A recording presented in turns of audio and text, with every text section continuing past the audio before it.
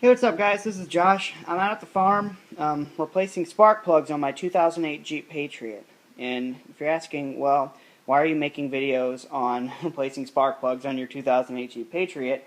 That's because I looked on YouTube for videos on how to replace them, and I couldn't find anything. So I did extensive reading in like a mechanic's manual, and I'm going to try to do this the best way that the mechanic's manual had said to do it. I'm making this video so that for myself, for the future, if I have to change spark plugs similar to this, I can go to my video to remember what I did. And this is hopefully going to help somebody else out there who is also having trouble.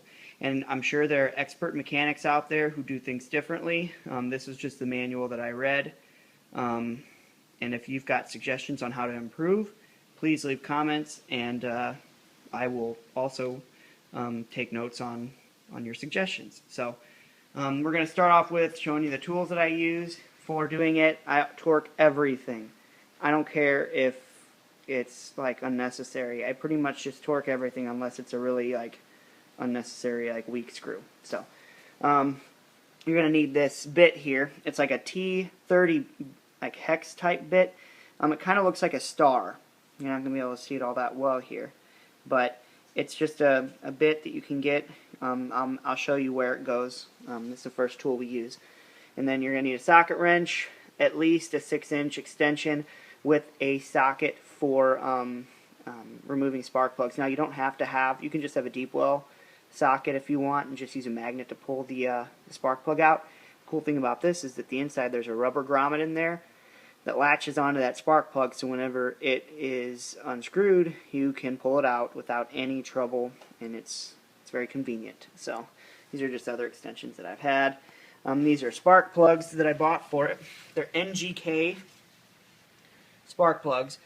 These are the Iridium IXs, and they were the more expensive ones than just the generic stock ones. They were maybe $7 a spark plug.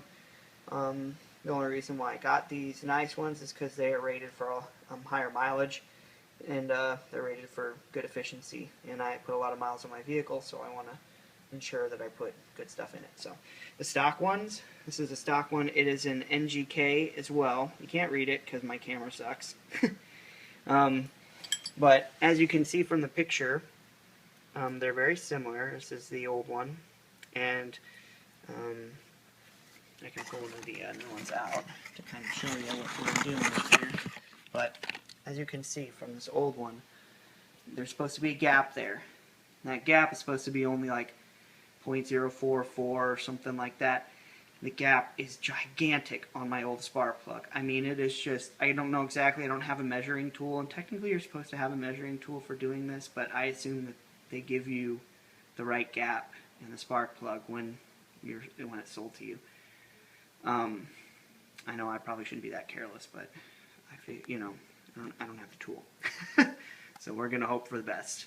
But the gap here is like there's a huge gap. I'm surprised these even worked. But they did. So the gap on the new one, I'll take that out of the box. I'm assuming these are going to be a step up compared to the old one, so anything is better than what I had. Scrap that. Yes. Okay. Might not be able to see it all that well, but there is a very narrow gap. Very narrow gap. And these look absolutely beautiful. Comes to a point at the top of them. So I hope these work well, and I'll let you know how it goes. So we'll get started with putting these in. I don't have any electric grease. I use the grease from the old one. Every other time I hear it's good to re-grease them, but I've already done 2 just to get better at doing it. So here's where your spark plugs are, these 4 of them.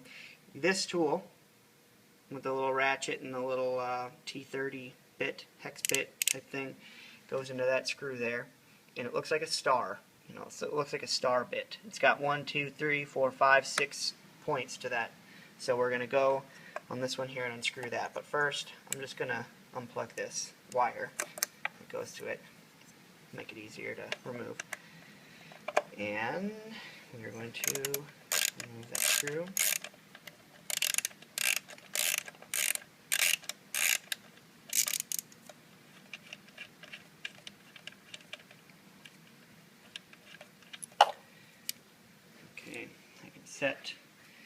ratchet down with this bit, because I don't need that right now.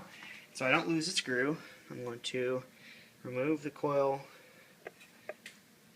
plug, like so, set that down, and then be careful not to drop this into the hole, because you'll need a magnet to get it back out. But I screw it back in just a little bit, because I will lose it.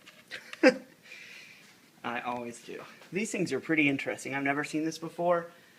I've always worked with cars that had, a distributor, with the coil and the wires going to the spark plugs, and they snapped on there, and you had to replace the wires along with the spark plugs and the distributor coil. So it's pretty cool. Now I'm going to use this ratchet with the socket for removing the whatchamacallit, the spark plug. That's what we're doing here. Okay, so put this down in there. Wait till I hear it drop on it, and then it's going to be tough. So I'm going to set the phone down. Try not to screw anything up. Try not to drop my phone as well. So I'm going to remove that.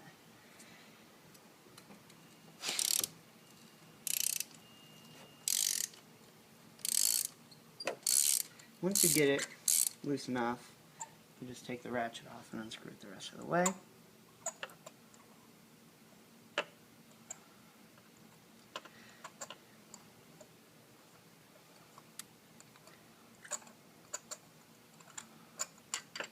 then I'm going to set my ratchet down so I can hold the phone.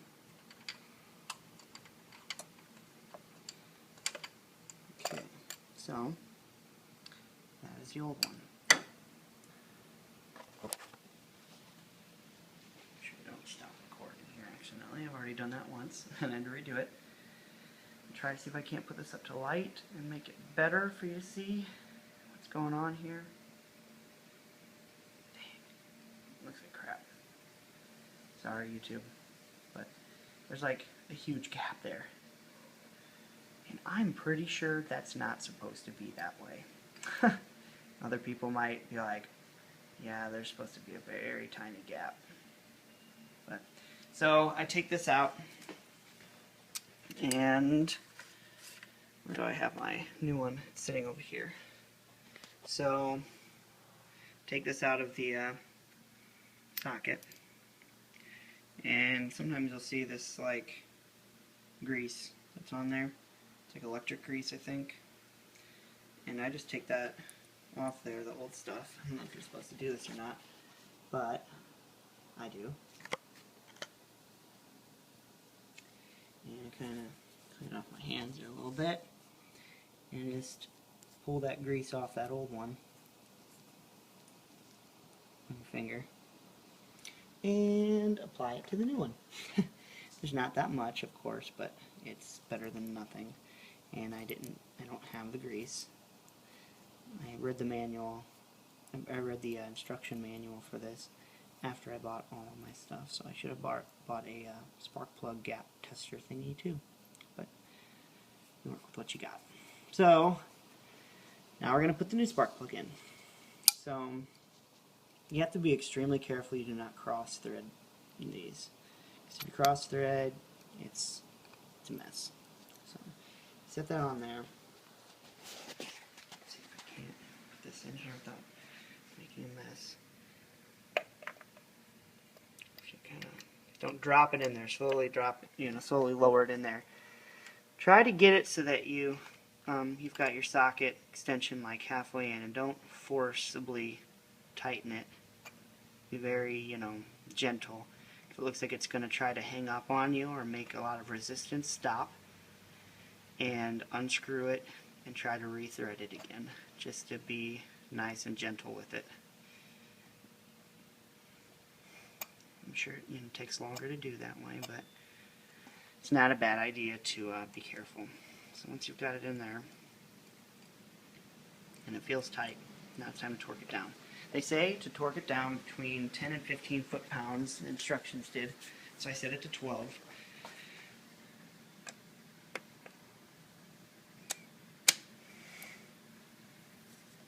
So I'm going to set the phone down again, I think. That way you can see, hopefully, what I'm doing as well. Now, if none of you have ever used a torque wrench before, you have to wait till you hear a click. So, I'm going to tighten it, like so.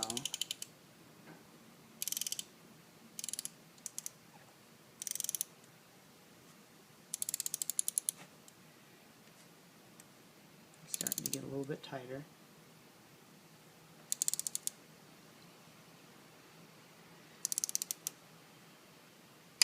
Oh, there we go. You know when it's done when you hear the...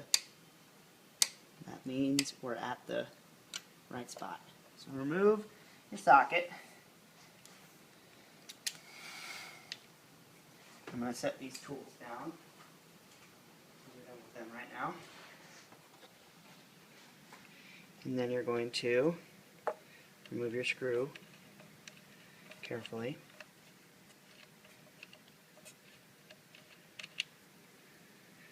Put the plug back on it in the same fashion that you did before. You shouldn't have to force it at all. It should just kind of drop and set right on there. And you put your screw back in. When you tighten this back down with your socket wrench, you want to be sure not to tighten it too much. You don't want to break it.